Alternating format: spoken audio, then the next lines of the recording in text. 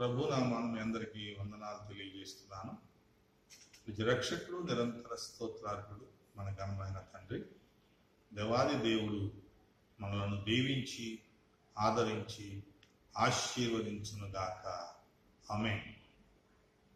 ప్రియమైన దేవుని బిడ్డలారా, ప్రభు నామాన మీ అందరికీ వందనాలు తెలియజేస్తూ ఈ శ్రేష్టమైనటువంటి సమయాన్ని ప్రభు మనకు ఇచ్చినందుకు మన జీవితాలు ప్రభు పాద సన్నిధిలో ఉంటూ మన యొక్క చెవులు ఆయన మాటలను ఆలకిస్తూ మన హృదయం ఆయన చిత్తాన్ని గ్రహిస్తూ ఈ రీతిని ప్రభు సాన్నిధ్యంలో ఉండటం ఆయన యొక్క మహాకృప, ప్రభు యొక్క మహాప్రేమ. గత ఆదివారం దేవుని యొక్క మాటలను మనం కలపోసుకుంటూ గతించిపోతున్నావా, నిరంతరం నిలుస్తున్నావా అనేటువంటి అంశాన్ని తలపోసుకున్నాం. గతించిపోకుండా నిరంతరం జీవించాలి అంటే నిత్య జీవానికి వారసులం అవ్వాలి. నిత్య జీవానికి వారసులం అవ్వాలంటే నరకం అనేటువంటి కోపము నుంచి మనల్ని మనం సంరక్షించుకోవాలి. పాతాళము, దాని ఆశలు మనం విడిచిపెట్టి గతించిపోతాయి. అవన్నీ గతించిపోయేటువంటి జీవిత విధానాన్ని మనం విడిచిపెట్టి గతించినటువంటి ఆయన మాటల్ని గైకొని నిత్య జీవానికి వారసులుగా ముందుకు సాగటానికి మనం ప్రభువుకు సమర్పించుకుంటూ దానికి అవసరమైనటువంటి బాల్యం నుంచే మనం ఏ విధంగా ప్రభు మార్గంలో ఉండాలి, దుర్దినములు రాకముందే వీటి యందు నాకు ఆసక్తి లేదు అనేటువంటి ఆలోచన మనం చెప్పకముందే, సూర్య చంద్ర నక్షత్రాదులకు చీకటి కమ్మక ముందే, నీ బాల్య దశలోనే బాల్యములోనే ప్రభువును నీవు జ్ఞాపకం చేసుకోవాలి. ప్రియమైన దేవుని బిడ్డలారా, కాబట్టి దానికి అనుబంధమైనటువంటి వాక్య భాగాలను ఒకసారి మనం ధ్యానం చేద్దాం. ఈరోజు వాటిని విశ్లేషంగా తెలుసుకుంటూ, తలపోసుకుంటూ, వాటిని మన హృదయంలో భద్రం చేసుకుంటూ నిత్య జీవం ఎలా కలిగి ఉండాలి, ఆ యొక్క పాతాళానికి ఎలా మనం దూరంగా ఉండాలి, దేవుని వారసులుగా ఎలా వర్ధిల్లాలి అనేటువంటి అంశాలను మనం తెలుసుకుందాం. మార్కు సువార్తలో ఒక సంభవాన్ని జ్ఞాపకం చేసుకుందాం. ప్రభువారు ప్రజల మధ్య, శిష్యుల మధ్య ఉన్నప్పుడు ఆ గుంపులో ఒక అతను బోధకుడా అని ప్రభువును సంబోధిస్తూ, నా కుమారుణ్ణి మీ సన్నిధికి తీసుకొచ్చానని చెప్పి ఆ బిడ్డను అక్కడ చెప్తూ ఉంటాడు. నా బిడ్డను మీ వద్దకు తీసుకొచ్చా. ఏమిటయా విషయం అంటే, అయ్యా వాడు ఒక మోగ దెయ్యం పట్టి పీడిస్తా ఉంది వాడికి. అది వాడిని రకరకాలుగా బలహీనపరుస్తుంది, ఇబ్బందులు పెడుతుంది. ఆ యొక్క ఇబ్బంది నుంచి విడిపించాలని మీ శిష్యుల్ని నేను అడిగినప్పుడు అది వారి వల్ల అసాధ్యమైంది. మీకు చేతనైతే, మీ వల్ల సాధ్యమైతే ఆ సహాయం నాకు చేయయ్యా, వాడు నశించిపోకుండా వాడిని రక్షించు నాయనా అని చెప్పి ప్రభువును వేడుకుంటూ ఉంటాడు. అప్పుడు ప్రభువారు ఆయన్ని ఒక ప్రశ్న అడుగుతారు. ఇది ఎప్పటి నుంచి జరుగుతుంది, అసలు ఏం జరుగుతుంది అని వాడు చెప్తాడు. విషయాన్ని చెప్తాడయ్యా. బైబిల్లో రాయబడిన మాట ఏమిటంటే మోగ ఆత్మ అని రాశాడు. ఆత్మలో దురాత్మ, దుష్టాత్మ, మోగాత్మ, బలహీనపరుచాత్మ, నిద్రాత్మ, చెమిటాత్మ, ఇట్లా రకరకాలైనటువంటి ఆత్మల్ని జీవగ్రంథం మనకు పరిచయం చేసింది. ఇదేమిటంటే మన యొక్క జీవిత విధానమే. దురాత్మను కలిగి ఉన్నప్పుడు, అపవాది యొక్క స్థితిగతుల్లో మనల్ని మనం ఇన్వాల్వ్ చేసుకుంటున్నప్పుడు ఈ విధమైనటువంటి బలహీనతలు మనల్ని వెంబడిస్తూ ఉంటాయి. ఈ మోగాత్మ ఈ ఈ వ్యక్తిని ఏం చేస్తుంది అంటే అది తరచుగా వాడిని పడద్రోస్తూ ఉంటుంది. ఇంకా ఈ పడద్రోసినప్పుడు వాడి నోటి వెంట నురుగు కారటం, అదే సమయంలో వాడు విపరీతంగా పండ్లు కొరగటం, ఇంకా మనం చూసినట్లయితే మోర్చెల్లటం, విలవిలవిల కొట్టుకుంటాం, ఇంకా నీళ్ళల్లో పడద్రోయటం, అగ్నిలో పడద్రోయటం, నాశనం చేయుటకు రకరకాల కార్యక్రమాలన్నీ కూడా చేస్తాం. టోటల్గా నాశన పాత్రుడైపోయాడు. చెప్పబడినటువంటి ఆ తండ్రి ప్రభు వారికి చెప్తున్నటువంటి విధి విధానం ఎలా ఉందంటే, ఈ విధమైనటువంటి బలహీనతలతో పట్టింది ఒక మోగాత్మే, మోగదయమే. సహజంగా తల్లిదండ్రులు బిడ్డలకి ఏమైనా చెప్తున్నప్పుడు వారు ఆలకించకపోతే ఏమైనా మోగదయం ఏమైనా పట్టిందా అంటూ ఉంటాం. అంటే ఏంటి, అక్కడ ప్రత్యక్ష కార్యంగా దెయ్యాలేం పట్టవు, లోపల ఉన్నటువంటి భావయుక్తమైనటువంటి స్థితి, ఆ విధంగా ప్రవర్తించడం, ఆ విధంగా ఫిక్స్ అయిపోవడం, దానివల్ల ఎన్ని బలహీనతలు, రకరకాల బలహీనతలు మనం చూస్తూ ఉన్నాం. ఏంటంటే అపవాది వాడిని పీడిస్తున్నప్పుడు పడద్రోస్తూ ఉంటాడు. ఎక్కడ పడేస్తూ ఉంటాడు, ఏ పరిస్థితుల్లో పడేస్తుంటాడో, అది గుంట, గొయ్య, నొయ్య, దార, ఇక రకరకాలైనటువంటి పరిస్థితుల్లో అలా పడద్రోయబడినప్పుడు దానివల్ల వచ్చేటువంటి విపరీతమైన బలహీనతలు. తరువాత నురుగు కార్చడం. ఒక్కోసారి పాయిజన్ తీసుకున్నప్పుడు, లేదా ఇంకా రకరకాలైనటువంటి మన శరీరానికి పడినటువంటి విష పదార్థాలు ప్రయోగించబడినప్పుడు, లేదా త్రాచుపాము లాంటివి కాటేసినప్పుడు ఇటువంటి నురుగ నోట్లోంచి రావడం అనేది మనం చూస్తూ ఉంటాం. అట్లాగే ఈ మోగాత్మ పట్టినప్పుడు వీడికి నురగ కక్కటం, అసహ్యమైన కార్యాలు చేయటం, దాని భావం.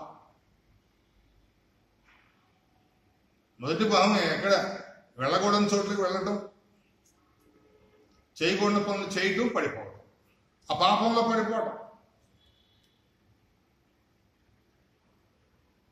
ఆ విధమైనటువంటి విధి విధానాలు మనం చూస్తూ ఉంటాం. తర్వాత పండ్లు కొరగడం.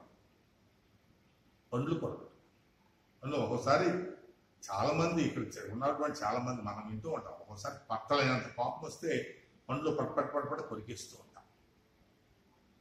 మనలో ఉన్నటువంటి కోపపు తీవ్రత ఆ విధంగా కనపరుస్తూ ఉంటాం. పండ్లు కొరకటం,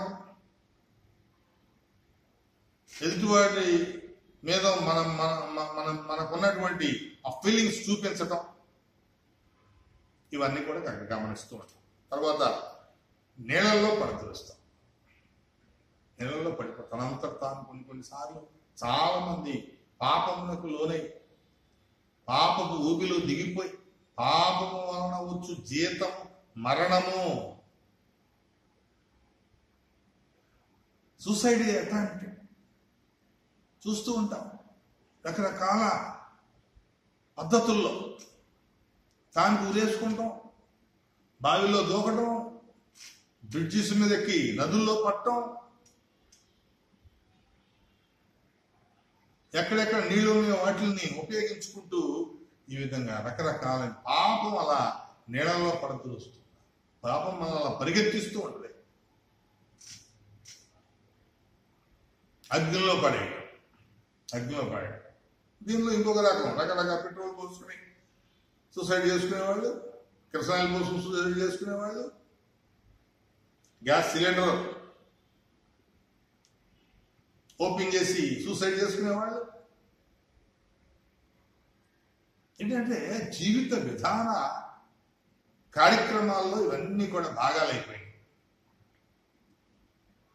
దురాశ గర్భము ధరించి పాపము కనగా పాపము పరిపక్వమై మరణానికి అంటా ఉంది. మరణం రకరకాల రూపంలో ఈ మోగాత్మ, ఈ దురాత్మ, అపవిత్రాత్మ పట్టి ఈ విధంగా మనల్ని పీడిస్తూ ఉంటాయి. ఈ 7 రకాలైనటువంటి స్థితిగతుల్లో మనుషులను పట్టి విలవిల్లాడించి గందరగోళం చేసి నాశనం చేస్తూ ఉంటాయి. అయా నా కుమారుడు నాశన పాత్రుడైపోయాడు, నాశనానికి గురైపోయాడు, నీ వల్ల అయితే బాగు చేయను ఆయన, మాకు సహాయం చేయి, మాకు సహాయం చేయి. ప్రభు అంటున్నాడు, నేను సహాయం చేస్తాను నమ్ముతున్నావా అంటే ఖచ్చితంగా నమ్ముతున్నానయ్యా. నమ్ముతూ నీ వల్ల అయితే నమ్ము వానికి సమస్తము సాధ్యమే. నీకు నమ్మకం ఉంటే యేసయ్య దగ్గరికి వస్తే యేసయ్య నన్ను బాగు చేస్తాడు, యేసయ్య ఈ వ్యాధిని స్వస్థపరుస్తాడు, ఈ అపవిత్రాత్మ నుంచి విడిపిస్తాడు, ఈ గందరగోళ పరిస్థితుల నుంచి నన్ను బయట వేస్తాడు, గలిబిల్లో నుంచి, ఎడావుడి జీవితాల నుంచి, ఈ గజిబిజి నుంచి, ఆందోళన నుంచి, అవమానం నుంచి ఆయన నన్ను సంరక్షిస్తాడు, ఆయన నాకు నమ్మదగిన సహాయకుడు. నమ్ముతావా? ఖచ్చితంగా నమ్ముతున్నానయ్యా. బిగ్గరగా చెప్పాడు ఆ మాట, బిగ్గరగా చెప్పాడు. దాని గురించి ఇంకో మాట అడుగుతున్నాడు ఏమని, ఇది వీడికి ఎప్పటి నుంచి ఈ విధంగా జరుగుతుంది, ఏ విధంగా ఎప్పటి నుంచి పట్టి పీడిస్తా ఉందని, ఇది సంభవించి ఎంత కాలమైంది, కాలం అడుగుతున్నాడు. సంభవించి మార్కు సువార్త 9వ అధ్యాయం 21వ వచనంలో మనం చూస్తున్నాం. ఈ మాట చెప్పినప్పుడు అతను సమాధానిస్తున్నాడు, ఈ బాల్యము నుంచే, అతని బాల్యము నుంచే ఈ విధానంగా ఉన్నాడు, ఈ విధంగా ఉన్నాడు. బాల్యం నుంచి ఎక్కడెక్కడికో తిరిగాను, ఎక్కడెక్కడికో వెళ్ళాను, ఎవరెవరికో చూపించాను, చేయవలసినవన్నీ చేశాను, నా శక్తికి మించి చేశాను. మీ శిష్యుల దగ్గరికి వెళ్ళాను, వాళ్ళ వల్ల కూడా సాధ్యం కాల. ఇప్పుడు డైరెక్ట్గా మీ దగ్గరికి వచ్చాను, వాడిని మీ దగ్గరికి తీసుకొచ్చాను. బాల్యం వచ్చాను. ఈ బాల్యం అనేటువంటి విషయానికి వచ్చినప్పుడు ఇక్కడ ఒక చక్కని పాఠాన్ని మనం నేర్చుకోవాలి. బాల్యంలోనే బాలుడు నడవలసిన త్రోవను వాడికి నేర్పమని జీవగ్రంథం మనకు తెలియజేస్తా ఉంది. ఆ తండ్రికి తల్లికి తెలియజేస్తాం. వాడు నడవవలసిన త్రోవను నడిపించినప్పుడు పెద్దవాడైనప్పుడు ఆ త్రోవలో నుంచి తొలగిపోడు. ఈ లోకము దానికి సంబంధించిన కార్యముల జోలికి వెళ్ళడు, అపవిత్రాత్మ కార్యక్రమాల జోలికి వెళ్ళడు, దురాత్మ కార్యక్రమాల జోలికి వెళ్ళడు. తను తాను పరిశుద్ధాత్మను నింపుకుని పరిశుద్ధాత్మతో నిండి ఆ విధంగా ఆయన తన జీవితాన్ని కాపాడుకుంటాడు అని వాక్యాలు సవరిస్తున్నాయి. అందుకే ఇక్కడ చెప్పిన బాల్యంలో నుంచే తీసుకోవాల్సిన జాగ్రత్తలు తీసుకుంటే, బాల్యం నుంచే చక్కగా ఎదుగుతున్నప్పుడు ఆ ఎదుగుదలకు కావలసినటువంటి చక్కని సపోర్ట్, చక్కని ఫీడింగ్ ఇవన్నీ ఇస్తున్నప్పుడు ఒక అద్భుతమైనటువంటి జీవితాన్ని, ఒక పరిశుద్ధమైన జీవితాన్ని, ఒక పవిత్రమైన జీవితాన్ని, తొలగిపోని జీవితాన్ని కలిగి ఉంటాడు ఆ విధంగా. కాబట్టి ఈ సమయంలో కొన్ని సామెతల గ్రంథంలో బాల్యం నుంచి మనం బిడ్డలకు ఏమేమి ఇవ్వాలో చెప్పబడినటువంటి విషయాలను ఒకసారి జ్ఞాపకం చేసుకుందాం. ఏం చెప్తా ఉన్నాడు సామెతల గ్రంథం 23వ అధ్యాయం 13వ వచనంలో, వాడు చావకుండా ఉండుటకు నీవు బెత్తమును ఉపయోగించాలి అంటాడు. నువ్వు బెత్తమును ఉపయోగిస్తే, చిన్నప్పటి నుంచి బెత్తాన్ని ఉపయోగించగలిగితే వాడు చావకుండా ఉంటాడు. ఇంకా 14వ వచనంలో కూడా చెప్తున్నాడు, వాడు పాతాళంలోనికి పోకుండా ఉండుటకు బెత్తమును వాడాలి. వాడు పాతాళంలోకి వెళ్లకుండా ఉండటం కొరకు బెత్తాన్ని ఉపయోగించాలి. నువ్వు బెత్తాన్ని వాడికి జాగ్రత్తగా ఉపయోగించినప్పుడు నువ్వు పాతాళం నుంచి వాడిని తప్పిస్తావు. తల్లిదండ్రులకి ఇచ్చినటువంటి బాధ్యత ఏమిటంటే పాతాళ లోకము నుంచి తప్పించేటువంటి బాధ్యత తల్లికి తండ్రి మీద ఇక్కడ ఉంచినట్లుగా మనకు అనిపిస్తుంది.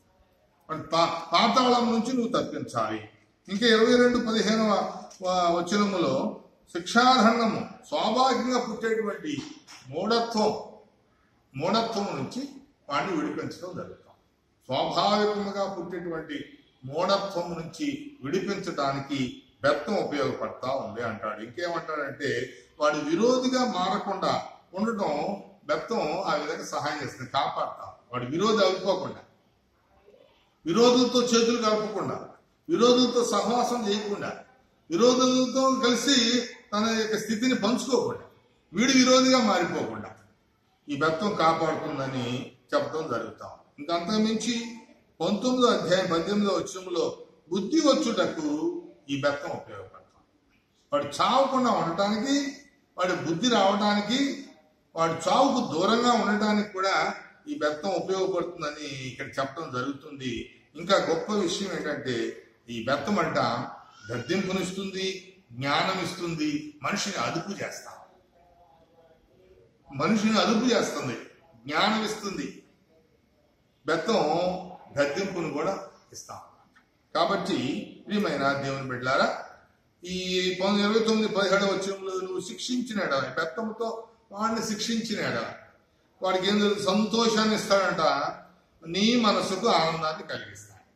ఎవరికైతే బెత్తాన్ని ఉపయోగిస్తామో, ఎవరికైతే ఈ బెత్తం ద్వారా సమకూరుస్తామో వారికి వాడు ఇతరులకు, కుటుంబానికి, తల్లిదండ్రులకు సంతోషాన్ని ఇస్తాడు, మనస్సుకు ఆనందాన్ని కలిగజేస్తూ ఉంటాడు. కాబట్టి ఈ విధమైనటువంటి తాత్పర్యములో, ఈ విధమైన భావయుక్తమైనటువంటి స్థితిలో మనం వాడిని ఎదుటివాడిని మనం ఉన్నప్పుడు ఈ విధమైనటువంటి స్థితిగతులు, పరిస్థితులు ఎదురవుతూ ఉన్నాయి ప్రియమైన దేవుని బిడ్డలారా. కాబట్టి వీటన్నిటినీ మనం తలపోసుకుంటూ ఈ స్థితి నుంచి ఇప్పుడు వాడు నాశనానికి పాత్రుడైపోయాడు, పాతాళంలో ఎక్కడ పడిపోతాడో, అగ్నిలో ఎక్కడ పడిపోతాడో, లేకపోతే నీళ్ళలో ఎక్కడ పడిపోతాడో అని ఆందోళన, ఎప్పుడు ఏం సంభవిస్తుందో ఆ తండ్రికి తెలియదు. ఈ విధమైనటువంటి స్థితిగతులలో ఆ తండ్రి ప్రభు దగ్గరికి అతన్ని తీసుకొచ్చినట్లుగా మనం చూస్తూ ఉన్నాం. ప్రియమైన దేవుని బిడ్డారా, చిన్న వయసు నుంచే చేయవలసినటువంటి కార్యములన్నీ మనం చేసినప్పుడు, ఎట్లా పెంచాలో ఆ విధంగా మనం పెంచినప్పుడు, వాక్యాధారమైనటువంటి స్థితిని మనం ఆ బిడ్డలకు అందించినప్పుడు ఈ విధమైనటువంటి విపత్కరమైన పరిస్థితులు తలెత్తవు. కాబట్టి సంతోష ఆనందాలు కలుగు చేస్తూ ఆ కుటుంబం వర్ధిల్లుతున్నట్లుగా మనం చూస్తూ ఉన్నాం. ఇప్పుడు ఈ బెత్తము అంటే ఏమిటనేటువంటి విషయాన్ని ఒకసారి మనం జ్ఞాపకం చేసుకుందాం. ఇక్కడ చెప్పబడింది, నశించిపోకుండా ఉండాలన్నా, అగ్నిలో పడకుండా ఉండాలన్నా, నీళ్ళల్లో పడకుండా ఉండాలన్నా, మూర్ఖుడిగా ప్రవర్తించకుండా ఉండాలన్నా, తర్వాత జ్ఞానము బుద్ధి కావాలన్నా, వాడిని వాడు అదుపు చేసుకోవాలన్నా, పాతాళానికి పోకుండా ఉండాలన్నా, వాడు చావకుండా బ్రతకాలన్నా కావాల్సింది బెత్తం. కాబట్టి ఈ బెత్తం అనేది ఏమిటి అనేది మనం క్షుణ్ణంగా ఒకసారి పరిశీలన చేద్దాం. ఇర్మియా గ్రంథం 18వ అధ్యాయము 18వ వచనం మనం చూసినప్పుడు అక్కడ యాజకులు, జ్ఞానులు, ప్రవక్తలు, తల్లిదండ్రులు, సేవకులు, మూర్ఖులు, అన్ని జనులు, ఈ విధంగా కొంతమంది కొన్ని గుంపులు కనిపిస్తాం. ఇవి ఈ విధమైనటువంటి పరిస్థితుల్లో బెత్తం ఎలా వాడుతున్నారనేది ఒకసారి చూద్దాం. యాజకులు బెత్తం ఎలా వాడతారంటే ధర్మశాస్త్రాన్ని వినిపించటం. యాజకుల యొక్క బెత్తం ఏమిటంటే ధర్మశాస్త్రాన్ని విశదీకరించటం, ధర్మశాస్త్రం దాన్ని బోధించడమే యాజకుల పని. తర్వాత జ్ఞానుల బెత్తం అంటే ఏమిటంటే మంచి యోచనలు చేయడం, మంచి ఆలోచనలు చేయడం, ఇతరుల పట్ల, వారి పట్ల, కుటుంబం పట్ల, సమాజం పట్ల మంచి ఆలోచనలు, జ్ఞానము కలిగి మంచి ఆలోచనలు చేయటమే వారి యొక్క బెత్తం. తరువాత ప్రవక్తల బెత్తం ఏమిటంటే వాక్యాన్ని ప్రకటించడం, తెలియని వారికి, యేసయ్య గురించి తెలియని వారికి, మారుమూల గ్రామాల్లో ఉండేటువంటి వారికి, లేదా ఏజెన్సీ ప్రాంతాల్లో ఉండేవారికి, ఇంకా అడవులు, సంచార జీవులు, ఇలా రకరకాల వాళ్ళు ఉంటారు. ఈ సొసైటీలో ఉన్న వాళ్ళు కూడా అనేక మందికి దేవుని యొక్క విషయాలు ఏంటి ఏం తెలియదు. కాబట్టి చేయవలసిన ప్రవక్తల యొక్క బెత్తము వాక్యాన్ని ప్రకటించడం. కాబట్టి అది ఖచ్చితంగా ఈ బెత్తము ఎవరి ద్వారా ఏ విధంగా ఉపయోగపడుతుందో జ్ఞాపకం చేసుకోవాలి. తల్లిదండ్రుల బెత్తం ఏమిటాయంటే కన్నీటి ప్రార్థనే. మార్క్స్ వార్తలోనే 9వ అధ్యాయం 24వ వచనంలో చెప్పబడుతూ ఉంది. అక్కడ ఆయన ఆ తండ్రి చెప్తాడా, నువ్వు నమ్ముతున్నావా, నేను వీడిని బాగు చేస్తానంటే నువ్వు నమ్ముతున్నావా అంటే, అయ్యా నమ్ముతున్నాను నాయన అన్నప్పుడు దాని భావం ఏమిటో అని గట్టిగా చెప్తాడంట. గట్టిగా చెప్పడం అంటే అక్కడ మన కింద ఫుట్ నోట్లో ఇచ్చాడు. ఏమని ఇచ్చాడంటే కన్నీళ్లు విడచడం, కన్నీళ్లు విడుస్తూ ప్రార్థన చేయటం, తల్లిదండ్రుల బెత్తం. ఏ బెత్తాన్ని ఎలా ఉపయోగించాలి, తల్లిదండ్రుల బెత్తాన్ని ఎలా ఉపయోగించాలంటే కన్నీటి ప్రార్థన, బిడ్డల కొరకు కన్నీటి ప్రార్థన చేయాలి. వాటి రేయి మొదటి దామున లేచి కడవను కృమ్మరించినట్లు నీ హృదయాన్ని కృమ్మరించాలి. వాడు చావకుండా బ్రతకడం కొరకు నువ్వు మోకాళ్ళ ప్రార్థన చేయాలి. ప్రభు యొక్క పాదాల సన్నిధికి తీసుకురావడం కొరకు నువ్వు అనుదినము ప్రభు తట్టు తిరిగి ప్రార్థిస్తూ ఉండాలి. సంశయం లేకుండా, అనుమానం లేకుండా నీ రెండు చేతులు, పరిశుద్ధమైన చేతులు, పవిత్రమైన చేతులు ప్రభు వైపు ఎత్తి, ఆ యెరూషలేము వైపు ఎత్తి నువ్వు నిలిచి ప్రార్థన చేయాలి. నీ బిడ్డల కొరకు, వారి యోగక్షేమాల కొరకు ప్రభు నీకు అప్పగించినటువంటి బాధ్యత. కాబట్టి ఈ విషయాన్ని స్పష్టంగా గ్రహించాలని తెలియజేస్తారు. దైవ సేవకులు అంటే శిష్యులు, దేవుని శిష్యులు శిష్యరికం చేసేవాళ్ళు. దేవుని సేవ చేసే వాళ్ళ యొక్క బెత్తలు ఏముంటాయంటే ఉపవాసము, ఉపవాస ప్రార్థన. అది మార్కు సువార్త 29వ అధ్యాయం. ప్రభు అనయ్యా, అయ్యా మా వల్ల ఇది సాధ్యం కాలేదు, మీరు ఎలా చేశారు నాయన అంటే ప్రార్థన వలనే అని ఫుట్ నోట్ ఇచ్చాడు. అక్కడ ఉపవాసము అని చెప్తున్నారు.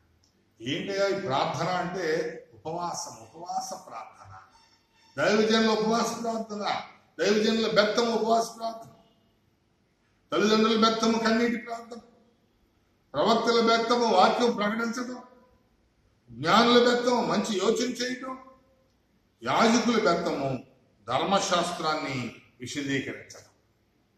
కాబట్టి ఈ రకమైనటువంటి బెత్తాన్ని మనం ఉపయోగించాలి. ఒకడు ఎదిగి ఫలించి అభివృద్ధి చెంది నిత్య జీవానికి వారసుడు అవ్వాలి అంటే యాజకుడి దగ్గర నుంచి, జ్ఞానుల దగ్గర నుంచి, ప్రవక్తల దగ్గర నుంచి, తల్లిదండ్రుల దగ్గర నుంచి దైవజనుల వరకు వాడవలసినటువంటి బెత్తములు, ధర్మశాస్త్రం ఆజ్ఞలు, దేవుడు మనకిచ్చిన ఆజ్ఞలు తెలుసుకుంటాం, జ్ఞానులు వారి జ్ఞానముతో తెలియజేసేటువంటి మంచి ఉపదేశాలు, మంచి ఉపమానాలు, మంచి ఆలోచనలు, జ్ఞానం కలిగి మాట్లాడేటువంటి మాటలు, ఈ రకమైనటువంటి బెత్తాన్ని వారు ఉపయోగించాలి. వాక్యం ప్రకటించడం, ప్రవక్తల యొక్క బెత్తం. వాక్యం ప్రకటించడం ద్వారా వాక్యం మనకు ఏం బోధిస్తుంది, ఏం తెలియజేస్తుంది, ఏ విధమైన నడవడిక, ఏ మార్గంలో ప్రయాణం చేయాలి, ఏ విధమైనటువంటి స్థితిగతులు కలిగి ఉండాలి, లోకానికి దూరంగా ఎలా ఉండాలి, ప్రభువుకి దగ్గరికి ఎలా ఉండాలి, ఏమి మనం కలిగి ఉండాలి, ఏమి విడిచిపెట్టాలి, ఈ విషయాలన్నీ తెలుసుకుంటాం. తర్వాత ప్రభు ఇచ్చిన బహుమానాలు ఈ బిడ్డలు, ప్రభు ఇచ్చినటువంటి మేలు ఈ భార్య, ప్రభు ఇచ్చినటువంటి శిరస్సు ఈ భర్త, మీరు నశించకుండా నిత్య జీవానికి వెళ్ళాలి. నశించిపోకుండా నిత్య జీవానికి వెళ్ళాలి అంటే, నిత్య జీవం కలిగి ఉండాలంటే కన్నీటి ప్రార్థన, కన్నీటి ప్రార్థన. అట్లాగే దైవ సేవకులు ప్రభు యొక్క శిష్యరికం చేస్తూ ఈ లోకంలో అందరూ నా శిష్యులుగా చేయండి, వారు నా యొక్క పేరట, తండ్రి కుమార పరిశుద్ధాత్మ పేరట అందరికీ నా వాక్య సువార్తను ప్రకటిస్తూ, సువార్తను అందరికి అందిస్తూ అస్వార్థం అనే బెత్తాన్ని వారు ఉపయోగించాలి. ఈ విధంగా ఒక వ్యక్తి నిత్య జీవానికి వారసు అవ్వాలంటే ఈ 5 రకాల బెత్తాల తర్బీదులో ఈ 5 రకాలైనటువంటి వాక్యము, ప్రార్థన, బోధ, పరిచర్య, మంచి జ్ఞానము, ఈ రకమైనటువంటి బెత్తముల ద్వారా శిక్షించబడి, శిక్షితుడై ఒక మంచి మార్గంలో ప్రయాణం చేసినప్పుడు, ఒక చక్కని ఆధ్యాత్మికమైన మార్గంలో నడుస్తున్నప్పుడు, వాడు పెద్దవాడైనప్పుడు దానిలో నుంచి తొలగిపోడు. ఏ అపవాది వాడిని ఏం చేయలేదు, ఏ దురాత్మ వాడిని ఏం చేయలేదు, ఏ విధమైన బలహీనపరచు. ఆత్మ వాడిని చేయలేదు. ఏ బలహీనతలు వాడిని అంటవు. వాడి ఎముకలకు కుళ్ళు రాదు. ఇవన్నీ కూడా ప్రభు మనకిస్తున్నటువంటి గొప్ప వాగ్దానాలు, గొప్ప వర్తమానం. కాబట్టి ఈ దురాత్మలు కానీ, మోగాత్మలు కానీ, చెవిటి ఆత్మ కానీ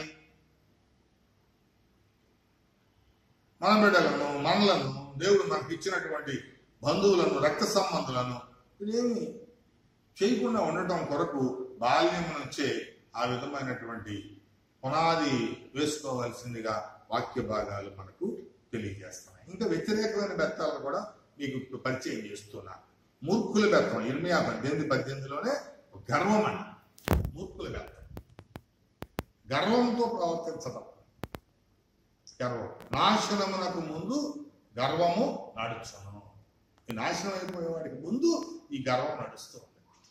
అంతే. ఇంకా అన్ని జనుల యొక్క బెత్తం ఏంటంటే కుయుక్తులు. ఇర్మియా గురించి ఆలోచన చేస్తూ అక్కడ ఉన్నటువంటి జనులందరూ ఈ విధమైన యుక్తులు పడడం, కుయుక్తులు పడడం, కుతంత్రాలు పడడం. ఇవి అన్ని జనులు దేవుని ఎరుగనివా, దేవునిలో కడగబడినవా,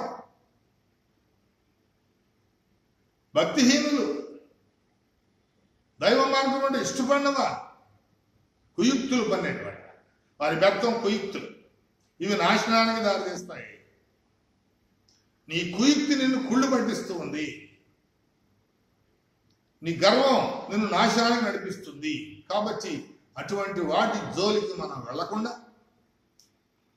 వాటి వైపు మనం చూడకుండా, మన కార్యక్రమాలు లేకుండా దేవునిలో భయభక్తులు కలిగి ముందుకు సాగడానికి మనల్ని మనం ఈ పైన చెప్పబడినటువంటి 5 రకాలైనటువంటి బెత్తాలు ఏమిటంటే ధర్మశాస్త్రము, మంచి జ్ఞానంతో కూడిన యోచన, వాక్యము, కన్నీటి ప్రార్థన, ఉపవాస ప్రార్థన అనేటువంటి బెత్తములతో మన బిడ్డలను దేవుడు మనకు అప్పగించినటువంటి వారిని. ఇప్పుడు సామెతల గ్రంథం వాక్యం ఏం చెప్తుంది? వాడిని నశించకుండా వాని ఆత్మను నీవు తప్పించదవా అంటే నీ కుటుంబంలో ఉన్నటువంటి బిడ్డల యొక్క ఆత్మను ప్రభు నీకు అప్పగిస్తున్నాడు.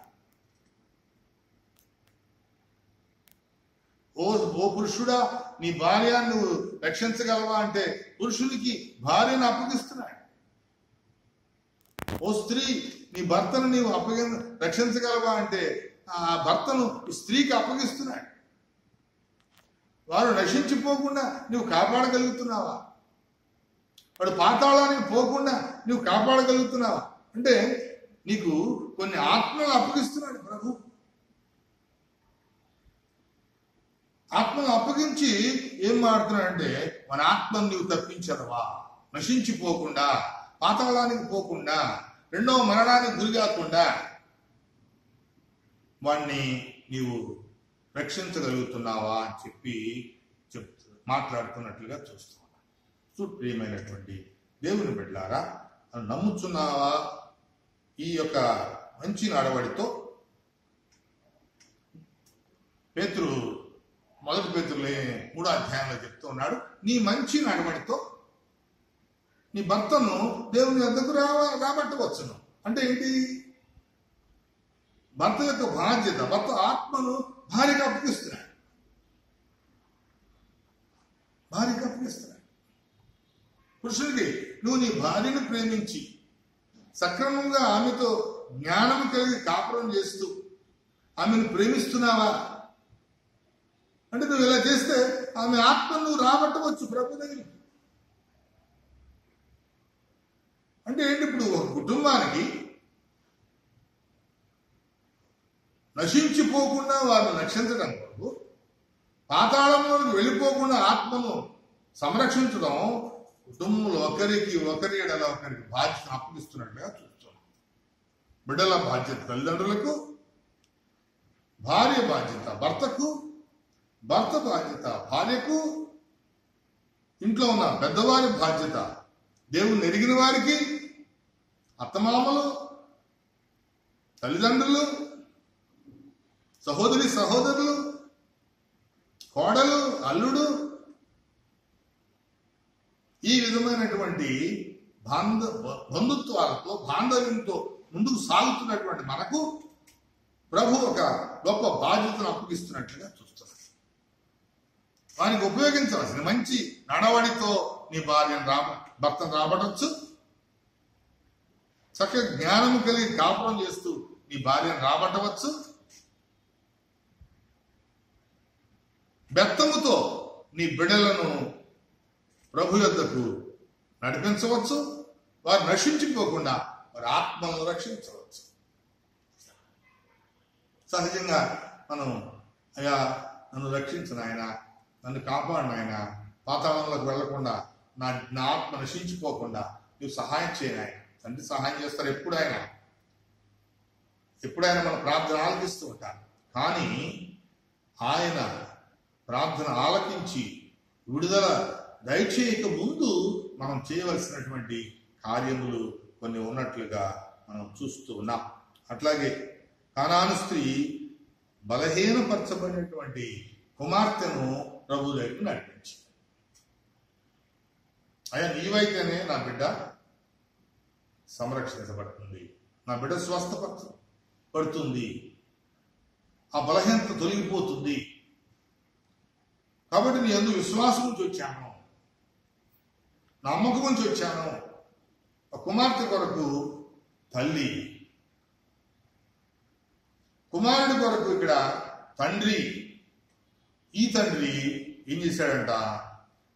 9వ అధ్యాయం మార్క్స్ వార్త 9వ అధ్యాయం 17వ వచనంలో నా కుమారుని యొద్దకు తీసుకుని వచ్చి తిని, నా కుమారుని యొద్దకు తీసుకుని వచ్చి తిని నీ యొద్దే నీ పాదాల యొద్ద విడిచిపెడుతున్నాను, నీ పాదాలను సమర్పిస్తున్నాను.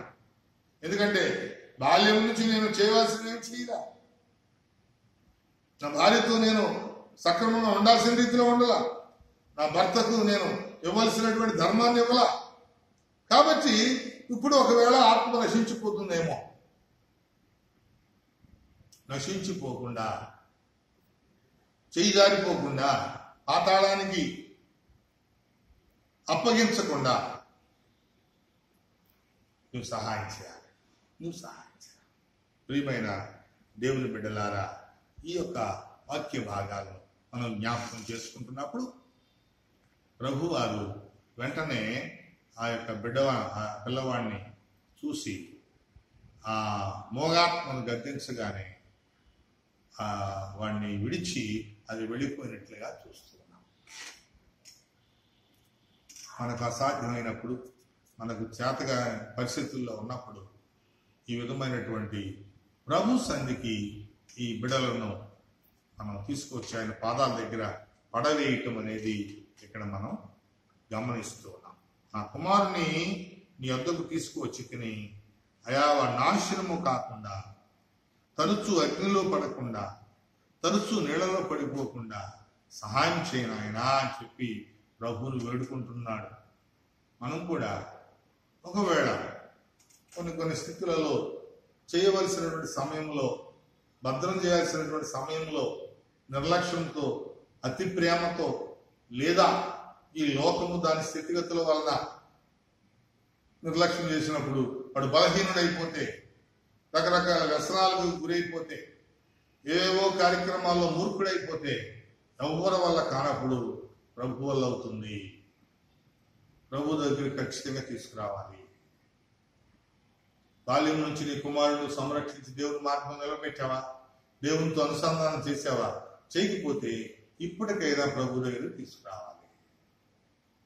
నీ భర్త ఇప్పటి వరకు ప్రభు దగ్గరికి రాకుండా, ప్రభు మార్గంలో లేకుండా, ఆ బెత్తం ఉపయోగించకుండా ఇష్టానుసారంగా విచ్చలవిడిగా ఉంటున్నప్పుడు ఇప్పటికైనా నువ్వు ప్రభు దగ్గరికి తీసుకురావాలి.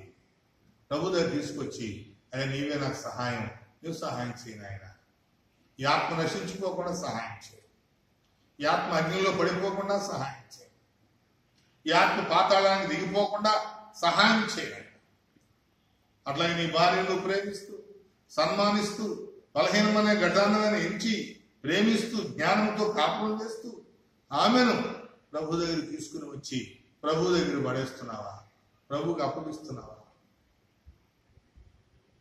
కుమార్తెను కనాను స్త్రీ ప్రభు దగ్గర తీసుకొచ్చింది. ఒక కుమారుణ్ణి ఈ తండ్రి ప్రభు దగ్గర తీసుకొచ్చాడు. అయా, నీవు తప్ప ఈ లోకంలో వారిని నాశనం నుంచి విడిపించేవారు ఎవరు లేరు, పాతాళం నుంచి విడిపించేవారు ఎవరు లేరు, అగ్ని నుంచి విడిపించేవాడు ఎవడు లేడు, నీరు అనేటువంటి బంధకాల నుంచి అఘాతం నుంచి విడిపించేవాడు ఎవడు లేడు, మూర్ఖత్వం నుంచి విడిపించేవాడు ఎవడు లేడు, ఈ కోపం అనేటువంటి భయంకరమైనటువంటి వ్యసనం నుంచి విడిపించేవాడు ఎవడు లేడు, రకరకాల బలహీనతల్లో పడిపోయేటువంటి స్థితి నుంచి విడిపించేవారు ఎవరు లేరు. లోపల విషము కలిగి నొరగ కట్టేటువంటి ఆలోచన విధానం నుంచి విడిపించేవాడు ఎవరు లేరు, నీవు తప్ప.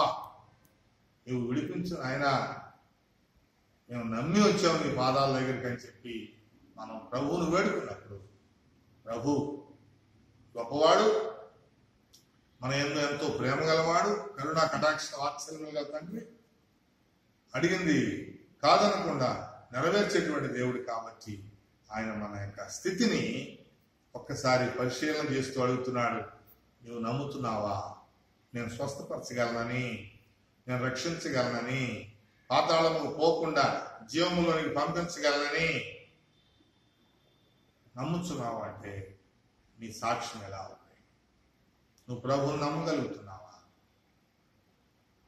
ప్రభు అసాధ్యాలను సాధ్యపరచగలదని నమ్మగలుగుతున్నావా? ప్రభు ఈ యొక్క లోకము దాని స్థితిగతుల నుంచి విడిపించగలదని నమ్మగలుగుతున్నావా? ఈ వ్యసనాల నుంచి విడిపిస్తాడని నమ్మగలుగుతున్నావా? ఈ అగ్ని గంధకాల నుంచి విడిపిస్తాడని నమ్మగలుగుతున్నావా? ఈ పాతాళ కోపము నుంచి, అగాధ జలము నుంచి, గాఢాంధకారపు లోయల నుంచి విడిపించగలడని నమ్ముచున్నావా? ప్రభు చెప్తున్నాడు, నమ్ముట నీ వలనైతే నమ్మువానికి సమస్తము సాధ్యమని చెప్తున్నారు. కాబట్టి నీవు విశ్వాసంతో, నిజమైనటువంటి నమ్మకంతో ప్రభువును ఆధారం చేసుకుని ఆయన పాదాల దగ్గర నీ బిడ్డను, నీ కుమార్తెను, నీ కుమారుణ్ణి, నీ భర్తను, నీ భార్యను, నీ బంధువులను తీసుకుని వచ్చి ఆయన వద్దకు పడవేసి వాక్యం అనే బెత్తాన్ని ఉపయోగిస్తూ, ధర్మశాస్త్రం అనే బెత్తాన్ని ఉపయోగిస్తూ, జ్ఞానం అనే మంచి బెత్తాన్ని ఉపయోగిస్తూ, కన్నీటి ప్రార్థన అనే బెత్తాన్ని ఉపయోగిస్తూ,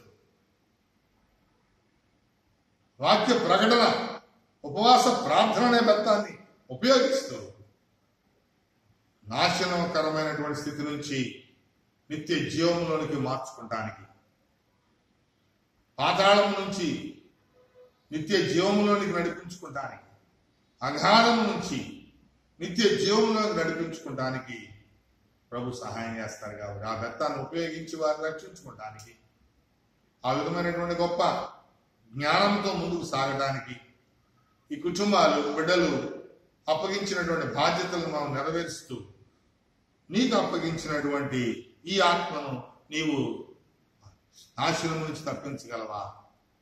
ప్రభు నీతో మాడుతున్నాడు ఈ ఉదయకాల సమయంలో. నీకు అప్పగించిన ఈ ఆత్మని, నీకు ఇచ్చినటువంటి యెహోవా బహుమానాన్ని, నీకు ఇచ్చిన ఈ గర్భఫలాల్ని, నీకు తోడుగా ఇచ్చిన ఈ భార్యను, నీకు మేలు చేకూర్చేటువంటి భర్తను, శిరస్సుగా ఉంచిన ఈ భర్తను, సహధర్మచారిణిగా ఇచ్చిన ఈ శరీరములో భాగాన్ని, ఈ భార్యను నాశనం అవ్వకుండా నువ్వు తప్పించగలవా?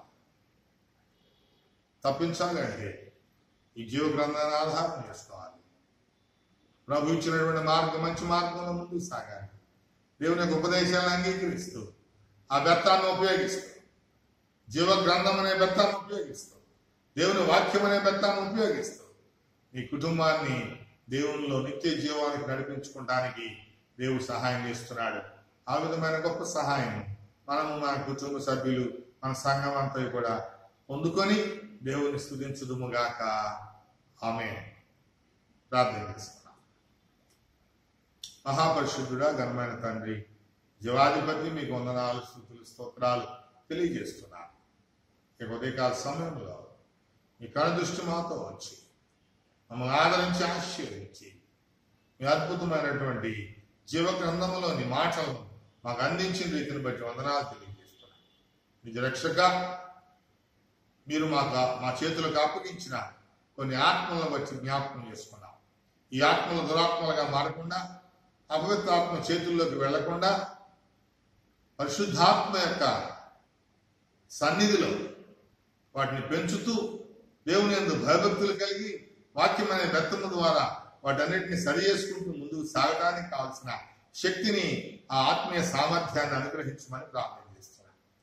అసాధ్యాలను సాధ్యపరిచే తండ్రి, నమ్ముట నీ వల్ల నమ్మువానికి సమస్తము సాధ్యమని సెలవిచ్చినటువంటి దేవ, మాకందరికీ ఆ నమ్మకం కలిగించాలి. ఆ తండ్రి ఆ విధమైన ప్రార్థన మీకు చేస్తున్నాయా, మేము నమ్మునట్లు ఆ గొప్ప శక్తిని, ఆ గొప్ప నమ్మకాన్ని మాకు దయచేయని ఆయన అని ప్రార్థన చేస్తూ కన్నీళ్ళు విడిచి ఆ విధమైన కన్నీటి ప్రార్థన మాకు అనుగ్రహించమని ప్రార్థన చేస్తున్నాం. ఉపవాస ప్రార్థన ద్వారా ఈ దురాత్మ మీద జయాన్ని పొందుకుంటానికి, దురాత్మ శక్తులను, మోగాత్మలను, చెమిటాత్మలను, బలహీనపరచు ఆత్మల పైన విజయాన్ని పొందుకుంటానికి ఉపవాస ప్రార్థన చేసేటువంటి శక్తి అనుగ్రహించమని ప్రార్థన చేస్తూ కూడి వచ్చిన బిడ్డలను మీ చేతులకు అప్పగిస్తున్నారు. మా ప్రాంతమును, మా దేశమును, మా రాష్ట్రమును, ఈ ప్రపంచాన్ని మీ చేతులకు అప్పగిస్తున్నారు. అయా మా ప్రభు, ఈ మహమ్మారి, వైరస్ అనే మహమ్మారి నుంచి కాపాడండి. ఈ ముంచుకొస్తున్నటువంటి మిడతల దండు నుంచి విడిపించండి. దేశాన్ని సంరక్షించండి. కుటుంబాలను కాచి కాపాడండి. ఆ తండ్రి ఏ విధముగా తన రెక్కల చాటున కాచి కాపాడుతాడు, తల్లి ఏ విధంగా తన రెక్కల చాటున బిడ్డలకు సంరక్షిస్తుందో ఆ విధమైనటువంటి సంరక్షణ, కాపుదల అనుగ్రహించి ఆయా మమ్మల్ని రక్షించుమని, నరకంలోనికి పోకుండా, నశించిపోకుండా మా ఆత్మలను సంరక్షించి మా జీవాన్ని నిత్య